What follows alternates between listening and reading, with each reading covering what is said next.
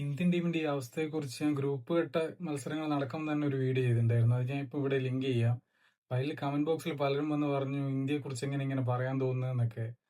ഇതാണ് ഇന്ത്യയുടെ അവസ്ഥ. കാരണം എല്ലാവരും ഇൻഡിവിജ്വൽ പെർഫോമൻസ് മെയിൻറ്റെയിൻ ചെയ്യാനുള്ള തിരക്കിലാണ്, തത്രപ്പാടിലാണ്. എന്നിട്ട് ടീമിൽ സ്ഥിരം ഇത് അംഗത്വം കിട്ടാനുള്ള തത്രപ്പാടിലാണ് എല്ലാവരും ഉള്ളത്.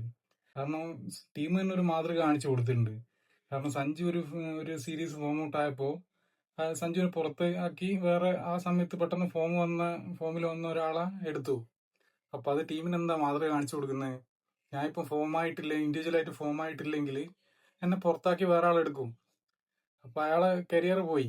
അതാണ് ടീമിന് മാതൃകയായിട്ട് ഗംഭീറും അല്ലെ ടീം മാനേജ്മെന്റ് കാണിച്ചു കൊടുക്കുന്നത്.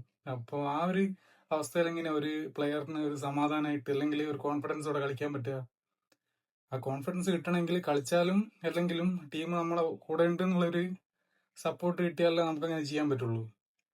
അപ്പൊ ആ ഒരു രീതിയിലാണ് ഇപ്പൊ ടീം മുന്നോട്ട് പോകുന്നത്. ഒരു യൂണിറ്റി എന്ന് പറഞ്ഞ സംഭവമേ ടീമിനില്ല. അപ്പൊ അതിനൊന്ന് കിടിലം പ്ലേയേഴ്സ് ഉണ്ടായിട്ട് കാര്യമില്ല. എക്സ്പീരിയൻസ് ആയിട്ടുള്ള കുറച്ച് പ്ലേയേഴ്സ് എങ്കിലും വേണം. കാരണം ചില പ്രഷർ സിറ്റുവേഷനിൽ ഹാൻഡിൽ ചെയ്യാൻ വേണ്ടിയിട്ട് ഇപ്പം തന്നെ തുടർച്ചയായിട്ട് വിക്കറ്റ് പോകുന്ന സമയത്ത് ആ സിറ്റുവേഷൻ ഹാൻഡിൽ ചെയ്യാൻ ആർക്കും പറ്റുന്നില്ല.